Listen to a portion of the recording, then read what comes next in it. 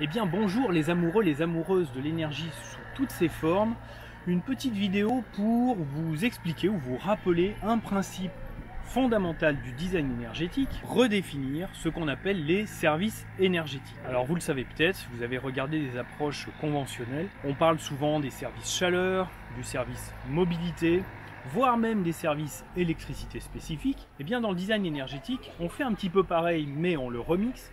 On considère que l'énergie ne sert qu'à trois choses, trois types de services énergétiques que l'on retrouve partout dans le monde et qui vont nous servir à décrire l'ensemble des choses pour lesquelles on va utiliser de l'énergie. Premier type de service, tout ce qui est lié à la chaleur, manipuler du chaud ou du froid, que ce soit dans les bâtiments, pour faire du chauffage ou de la climatisation par exemple, mais pour provoquer du bien-être en fait chez l'être humain, que ce soit dans les machines comme dans les réfrigérateurs, pour conserver les aliments, etc., etc. Manipuler du chaud et du froid, c'est la première catégorie de services énergétiques.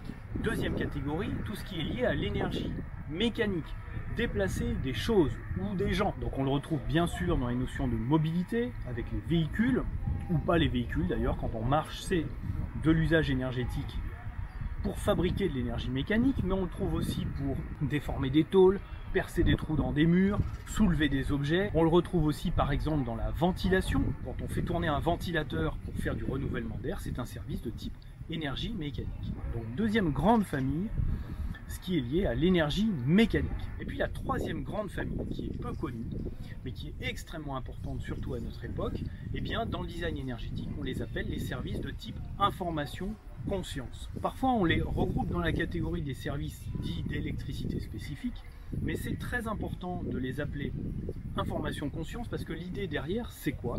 C'est de reconnaître que l'un des usages majeurs de l'énergie, c'est de faire passer une idée d'un cerveau à un autre.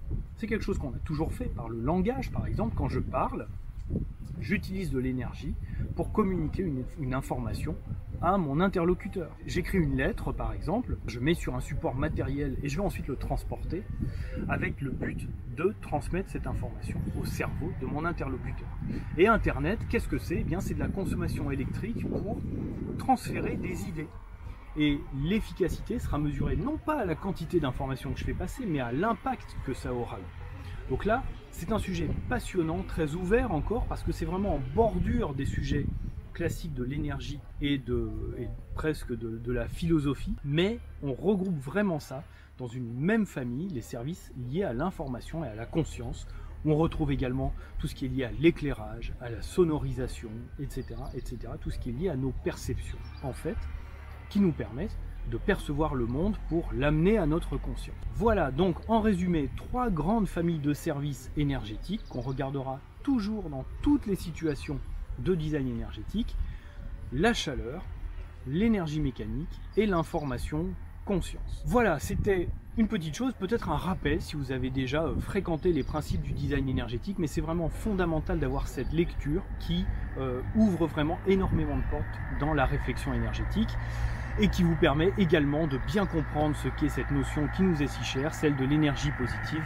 Je veux parler bien sûr de la vraie.